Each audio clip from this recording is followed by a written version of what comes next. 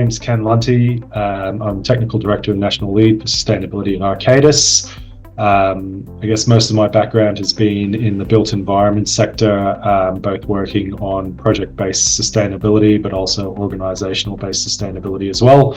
I guess for me, the most interesting thing about my job is constantly trying to think about the next thing that's required to create a sustainable future.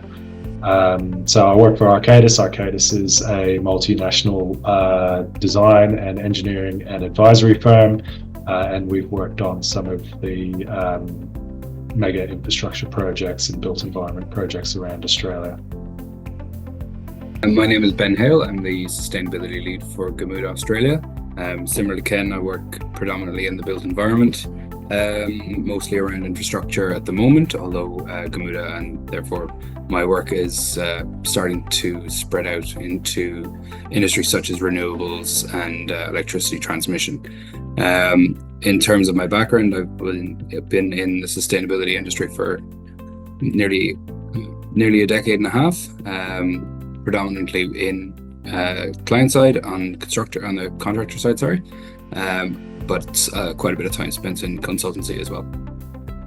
Hi everyone. So Ricky Bridge. I'm the Group Executive General Manager for Sustainability Environment at Downer. I've been with Downer for over 15 years, and I've probably worked in the industry now for about 25 years, starting out more in environmental management roles, which has then morphed more into sustainability and corporate sustainability and reporting roles, to now where I have oversight over both environment and sustainability at Downer. Hi, I'm Isabella Levi. I'm a principal at Oliver Wyman, a strategy consulting firm.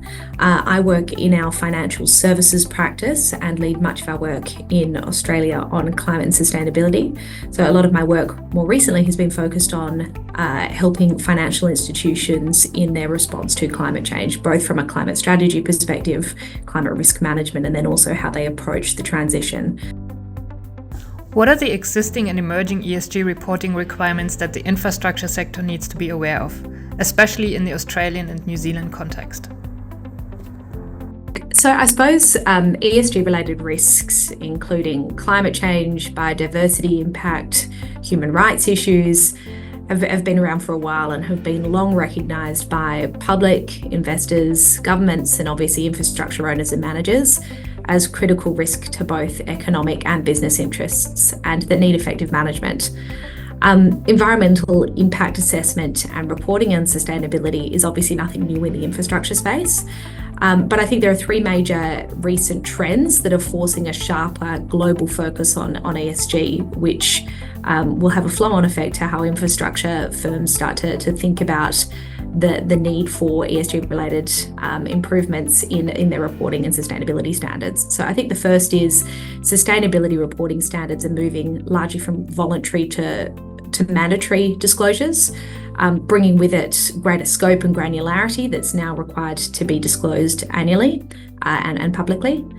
The second is an increased and heightened focus for investors and financiers on effective ESG management, largely because investors are also similarly now required to report on, or will be shortly required to report on, their own investments and including their ESG components in their overall disclosures.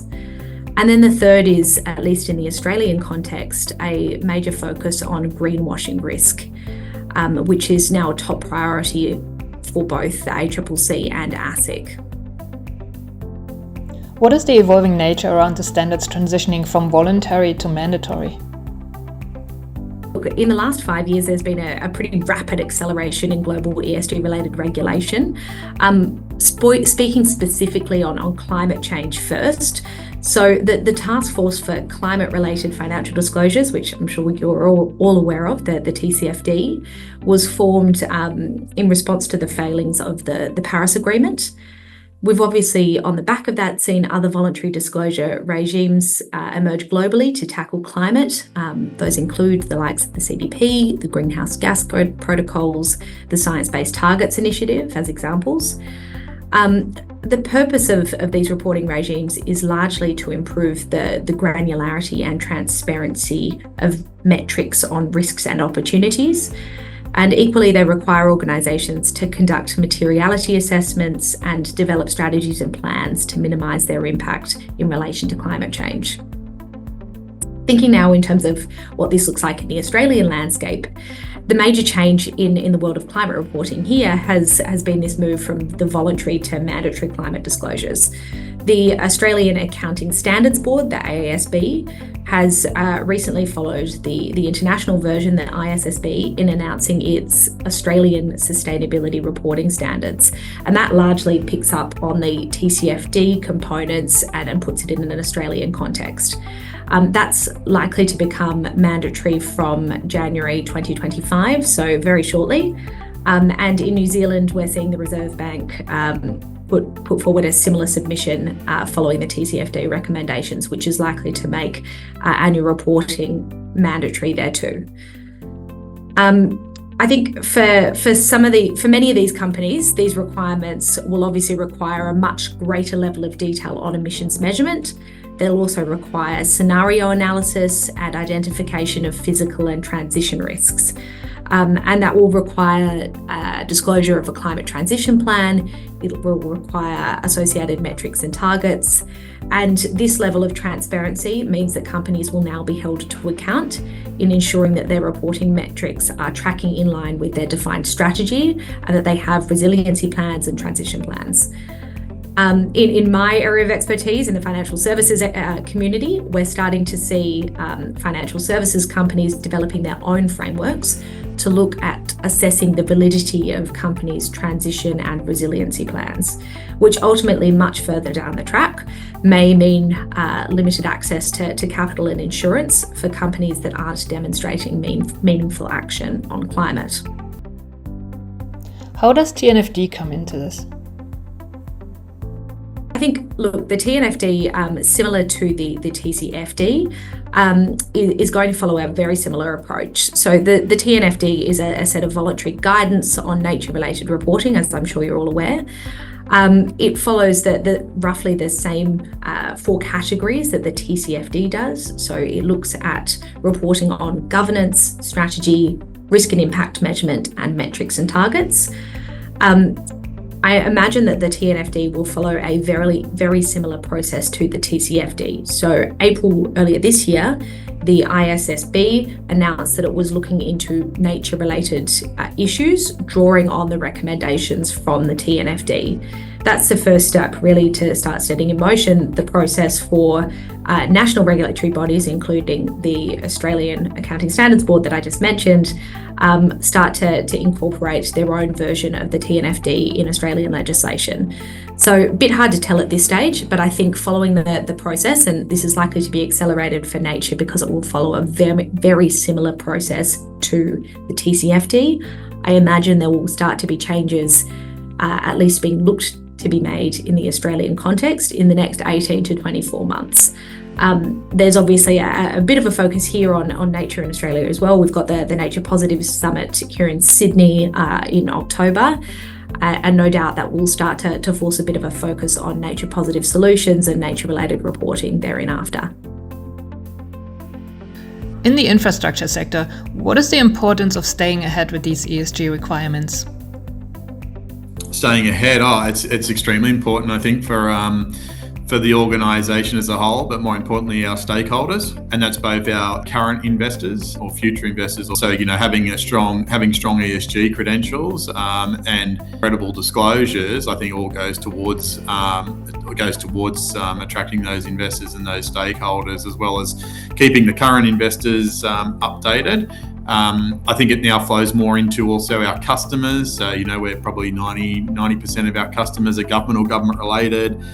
They've all set targets, they've all got commitments, they've all got ambitions. They're certainly looking more at organisations and wanting to partner with organisations that have shared values.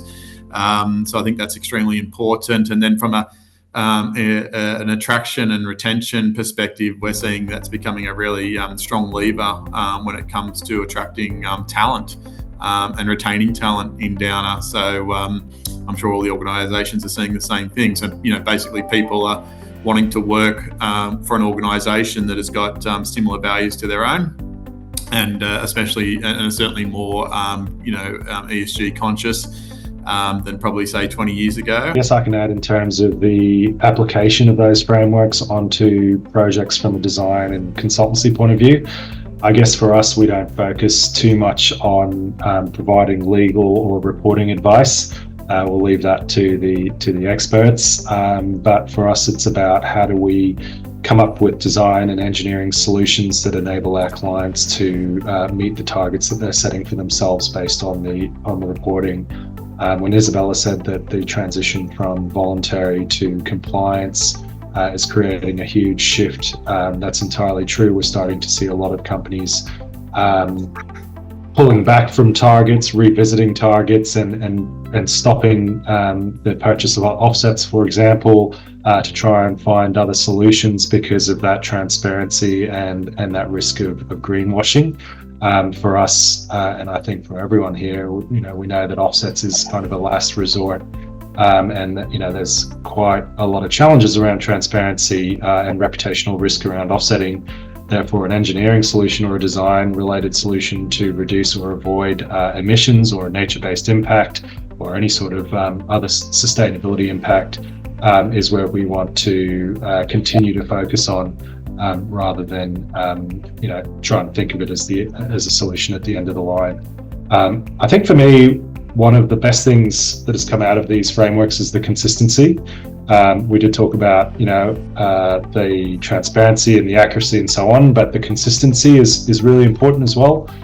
Even in things like environmental impact assessments and other sorts of kind of reporting frameworks that you think is compliant, there's quite a variation between the type of reporting that happens because the frameworks aren't as clear and structured as TCFD or TNFD.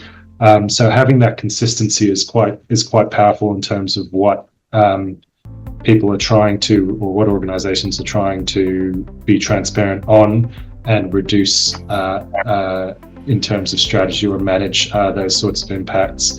So you're starting to see a lot more consistent ways of applying greenhouse gas reporting and climate change related risk strategies or risk management strategies. And hopefully we see the same trend happening with nature-based impact as well. I know I've been on many projects where a built asset like, say, a electricity pole has a higher quantifiable value than a tree. And hopefully with things like TNFD, that tree will actually have a very consistent way of being valued depending on where it is, what it's doing, and so on, so that there is a much better framework to manage the impact of removing that tree or offsetting that tree somewhere else. So for me, I think the consistency in terms of managing that framework at an organizational level is going to be a huge change in the next decade, I hope. I think the summary from Ricky and Ken is pretty much bang on. Gamuda is an international company, and we work predominantly in Malaysia and Australia, and due to that we do get a bit of exposure to some of the other versions of the Australian reporting standards, and when you look at something like the Malaysian one compared to the Australian, to a certain degree we have it easy here because the ISSB versus the Australian version has been a little bit watered down. Be that positive or negative, that's sort of a value judgment that I wouldn't really like to make.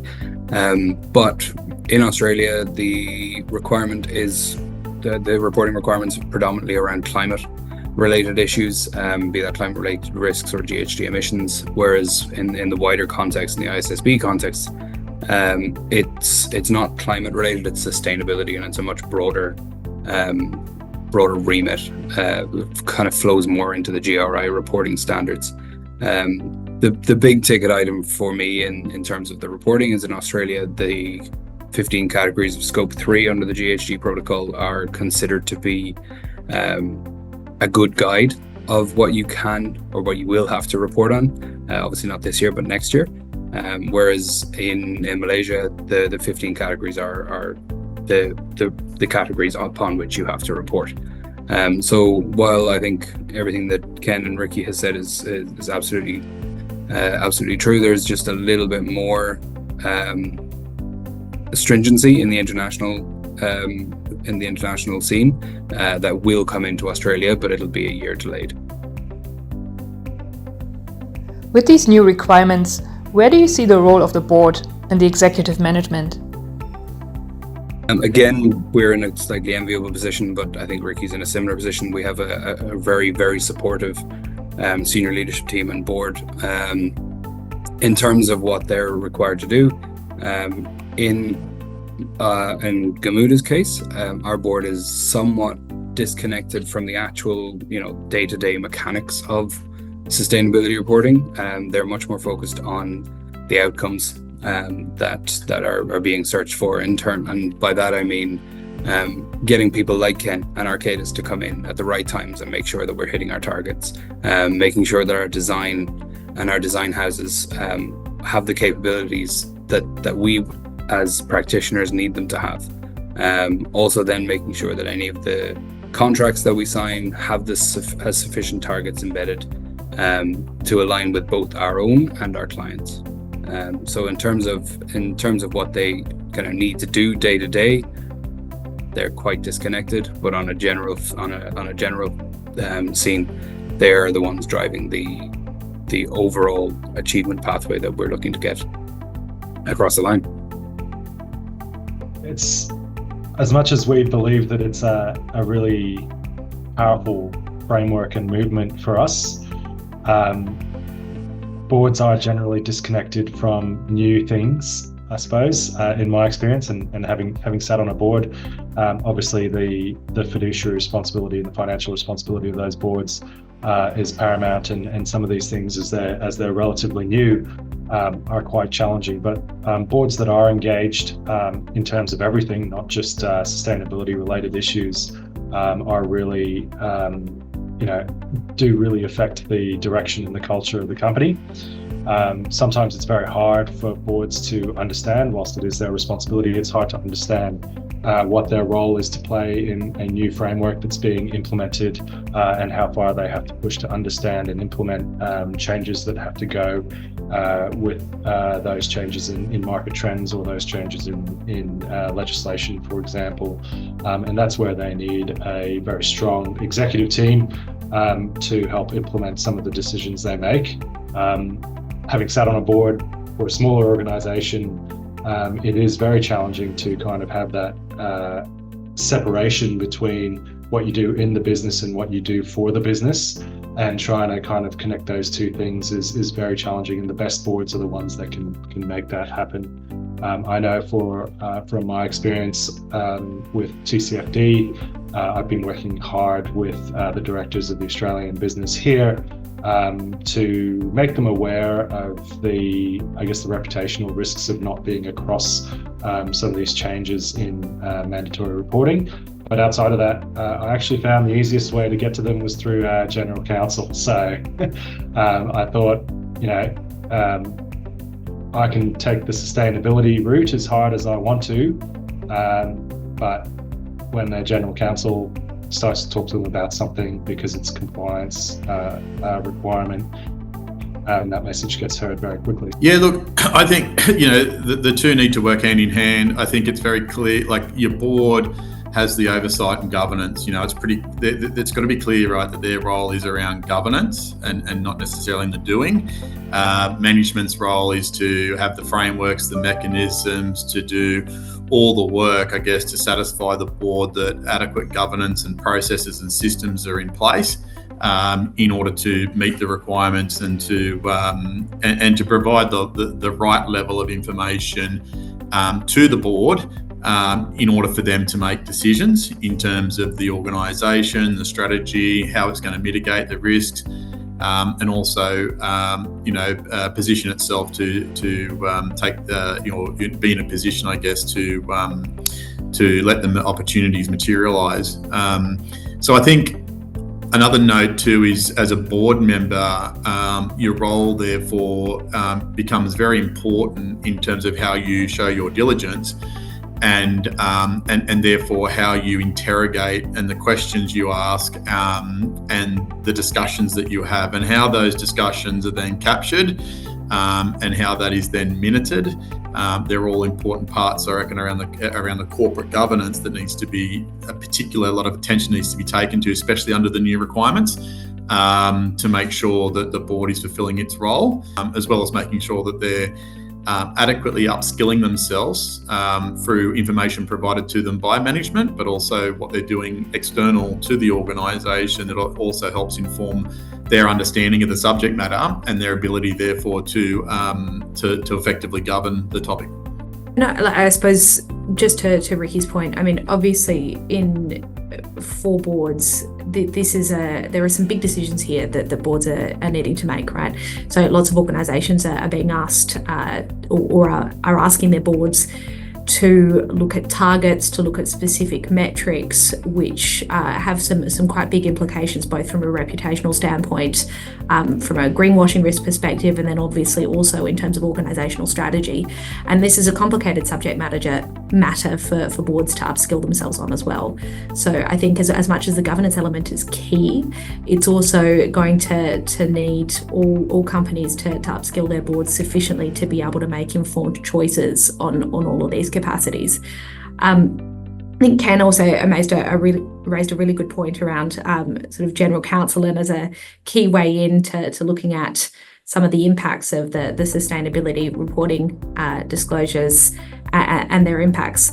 There is a really big reputational risk element to the disclosures. It is quite a big change moving from voluntary to mandatory reporting, not for all organisations, and I think actually infrastructure is probably one of the best set up sectors because there has been a long-standing history of reporting and understanding sustainability related components. I think that's a fortunate position for infrastructure. But there is, I suppose, a reputational risk here with the amount of transparency that is going to be required to be disclosed. And I suppose in the context of also a heightened risk for greenwashing litigation in the Australian context, that's critical to note as well. Where should the ESG reporting requirements sit within an organisation? That's an interesting question. It'll be interesting to hear Ricky's response on this because he's probably got a lot more responsibility and accountability on this than I would. So for me, I believe it should be sitting. If I think about climate-related reporting or nature-related reporting, I look at those frameworks and they're based on financial reporting frameworks, right? So when we think about who's doing the financial reporting for an organisation, it's generally probably done by a financial professional within the organisation, which is then audited by a suitably qualified professional from a suitably qualified and reputable organisation to audit to make sure that everything is the way it should be. Now, so I think to get to that point is probably a bit of a journey for a lot of organizations, and they may start by outsourcing that reporting to a consultant, for example, or to an advisory organization. But I think ultimately, if you're doing that, you're probably and not learning off that process, you're probably again outsourcing your reporting requirements, which makes it very hard to understand what you have to do to I guess react from what your reporting is telling you. So for me, I think the ultimate goal is to have internal reporting, an internal reporting team that's very interlinked with the organization, that knows or understands and can communicate to senior management and the board what does that reporting actually mean, right? And obviously have that externally audited so that you can kind of address any transparency or greenwashing issues. So I believe that's how we do it. I'm not entirely sure. I certainly don't do the reporting for us, and I constantly do kind of say, well, if you want us to do the reporting for you, you may have to pay us our consultancy fees internally. But I certainly think that there should be an internal dedicated team that is completely focused on reporting and continual improvement for that organization, not kind of giving someone a hatted role that does that plus 5 other things throughout the year. So that would be my response. Look, I think it's a combination. I think, like, if I reflect on reporting and what's been discussed today and where we're moving to, another thing, I guess, whilst we're moving from voluntary reporting into mandatory reporting, I think there's another key underlying theme that is also coming through, which is around, in the past, I guess, the sustainability report, if I go back, 20, 15 years ago, was largely seen by organisations as a marketing document. That your reporting requirements are moving more around to financial impact, right? So from a corporate perspective, we're certainly seeing that, and that's by the ISSB and now being linked to IFRS. It's more around what's the impact financially on the organisation. Now that could be, and that will flow through into the financial statement. So a lot of organisations, I guess you've got your sustainability reporting teams, which are now integrated into your finance teams, which are reporting directly to your CFO. That's certainly the direction we've gone here in Downer. That is something that I think we'll start to see more of because of that integration and that financial lens that will need to be applied. Now, of course, these standards will come out in time, and we're starting off with the climate-related standard, and there is 100% direct. You've got to do the work, and you've got to do the analysis, and you've got to work with your finance teams to see how that then flows through into impairment of assets or into impact on cash flow, impact for cash-generating units to be able to. Even just weather events these days are having significant impacts on the infrastructure and the construction sector.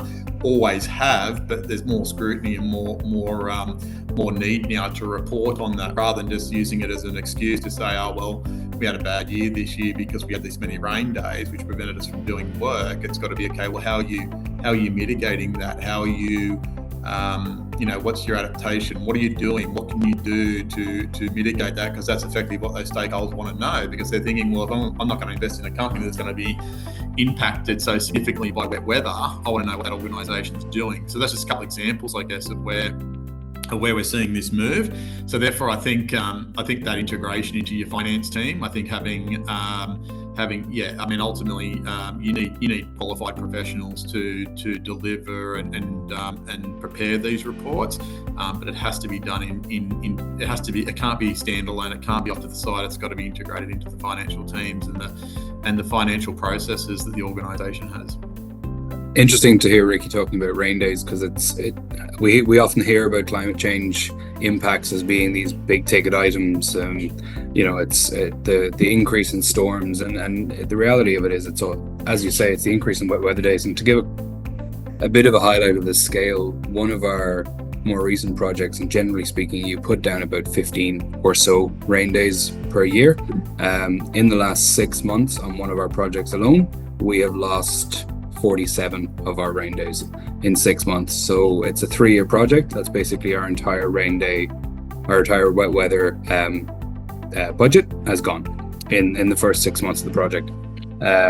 What we're going to do in the next 2.5 years, we'll have to figure that out with the client, and I'm sure we'll find a way. But to give you a kind of highlight of the scale, that's the kind of thing we're now looking at. It's not just about, in 20 years' time, do you have a bushfire plan? It's more immediate.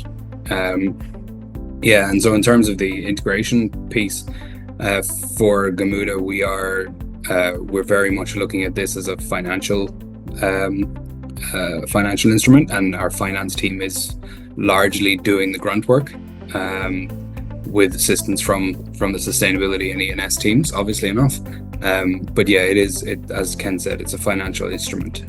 We're quite lucky that we're a building company only. We don't hold a portfolio yet, but I do feel for those who would hold a portfolio. There's a lot of those bigger sort of real estate type construction companies that would have a much more difficult time reporting on this stuff. But yeah, I don't really have anything further to add to what Ken and Ricky have said there. That's good summation. Moving to the challenges of these requirements for the sector, what are some of the barriers that need to be overcome? I think in terms of where we are now compared to where we need to be, we are in an enviable position by comparison to other sectors. The climate change requirements of Australia's reporting standards essentially ask us to look at climate-related risks, Scope 1 and 2 reporting, and then in a year's time, mandatory Scope 3 reporting. Now, infrastructure does all of that generally for projects above a certain size at least. And so any of those projects, and I think I'd be right in saying anything about $50 million value would have the vast majority of the requirements built into their contracts anyway, even if they're not doing an ISCA rating. So something like performance climate change risk assessment, that's standard part of your contractual requirements, as we all know and have done for the last 10 years. So we are in an enviable position from a project perspective. It's just whether your systems are sufficient to get all of your information, all of your data, all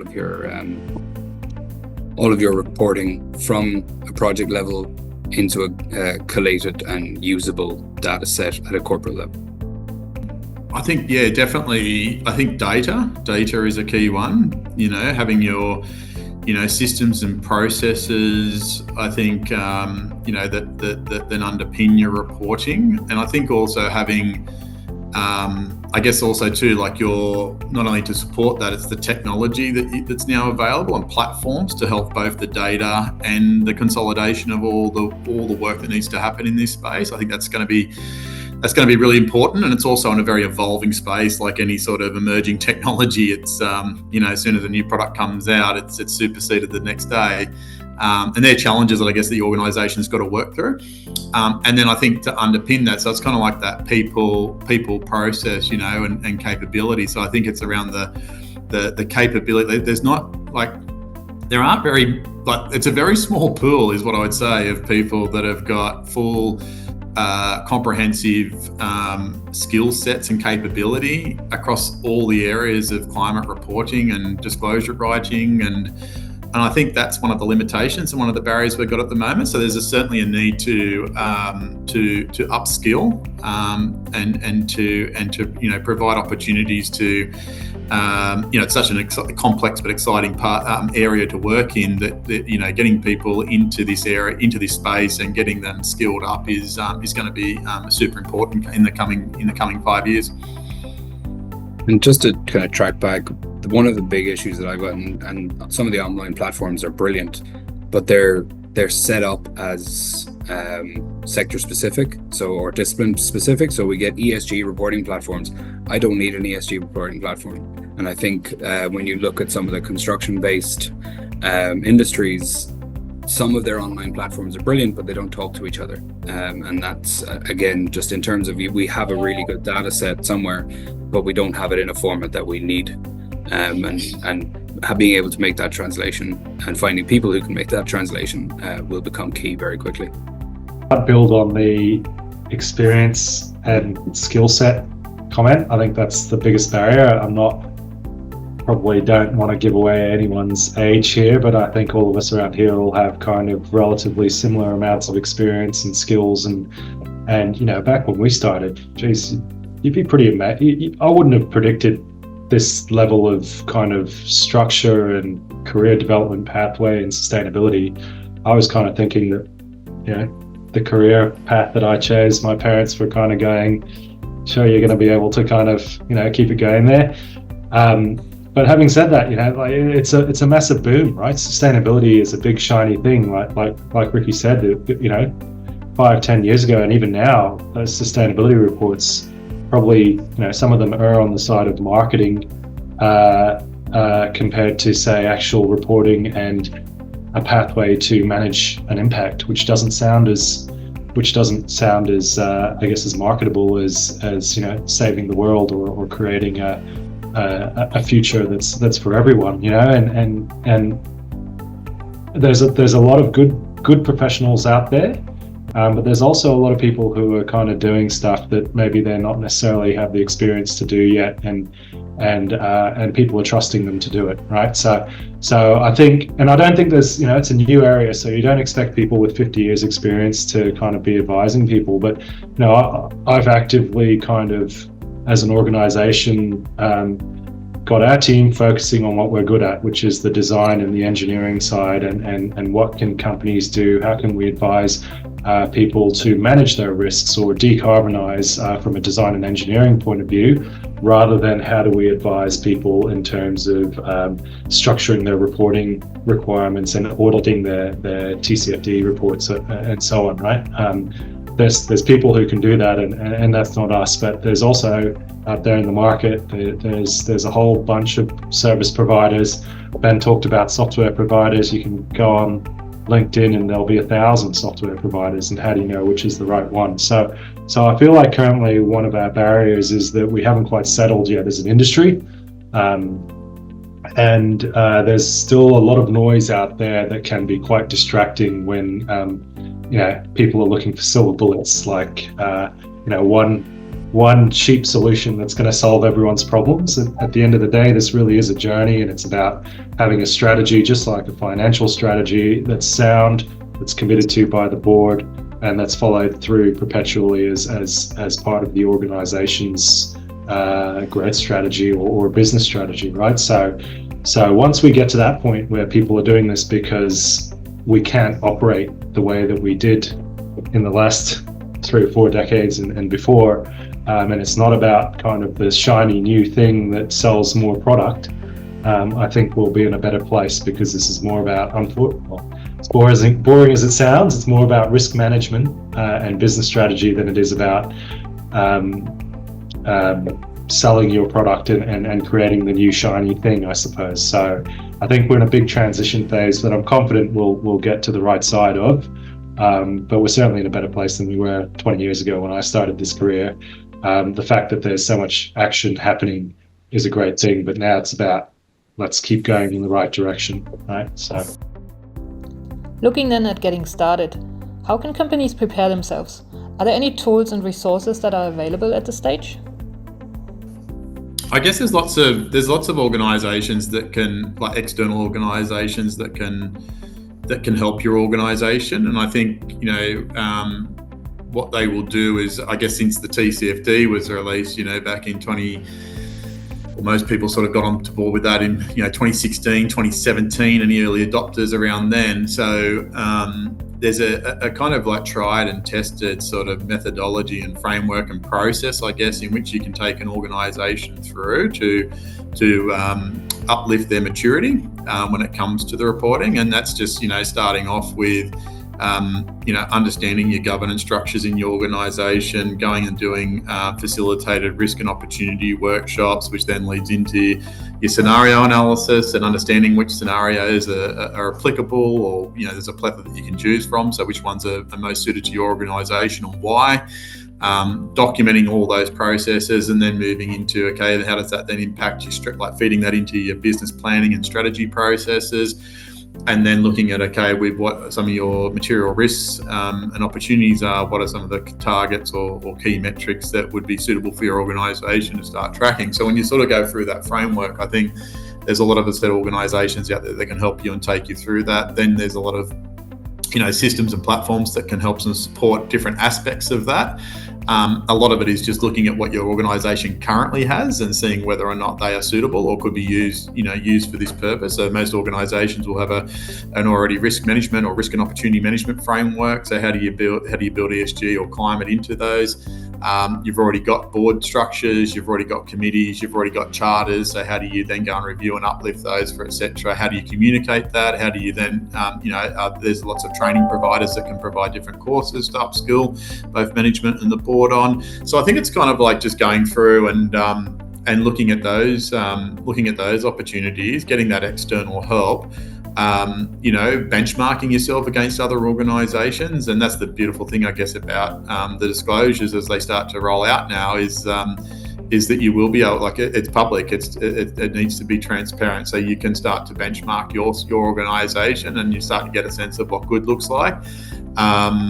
There's some of the key things I think you could do as an organisation to get help and improve your get on the journey and then improve your maturity. Ken was my boss at one point, and he's given me a great piece of advice, which was the only reason you bring in consultants is they can do it better or quicker than you can. And I think at this stage, the vast majority of organizations won't be able to do this stuff for themselves. They won't necessarily have the maturity of system. They won't necessarily have the people involved. So there are a lot of organizations, consultants, and similar who will be able to help and to point you to the right platform for you, for the right reporting system, whatever you need, to set yourself up for the climate related stuff, and also set yourself up for the wider reporting standards as it comes in a year or so. Yeah, I think everything's been covered. I think the only thing I'd probably say is look internally as well at the resources you have internally, and we've talked about that before with the financial people, but it's not just the financial people, it's the legal people, HR people, training people, trying to get these things embedded into the business culture, and that comes from within, right? And I think, if anyone talked about a business and they're a part of a business and they weren't interested in the growth or the future of that business from a financial point of view or a people culture point of view or so on, it's the same thing. A lot of people now join organizations because they're doing something positive for the planet and its people, and you've got to kind of be able to show that, right? And the frameworks allow a pathway to show that, but if your own staff aren't involved, then how are you going to manage that impact? So the only thing I'd add is look inwards to see who can help within their own disciplines internally within the business. What we've talked about, in a lot of respects, the reporting and mandatory disclosures, and investor pressure, public scrutiny is all starting to be the driver of effort. Beyond what it already has been in the background here. I suppose whilst there is upskilling and capability required across organisations to meet some of those new elements that are coming in, fundamentally what we're talking about is critical to business strategy and risk management. So I suppose keeping that in mind at its core, the additional uplift required for new reporting is good and important, but ultimately what we're talking about with the TCFD and TNFD is really understanding what changes are required, both from a risk and opportunity space to business strategy, and then also how to manage the risks associated with nature and biodiversity impact, and then also with climate change, and how to manage and mitigate those risks accordingly. So I suppose whilst this is a reporting and disclosure problem in some respects, this is also a much bigger consideration that needs to be considered across all facets of any organisation, and particularly this is relevant in the infrastructure space, which is acutely prone to both nature and biodiversity impacts, and then also the material impacts around climate change.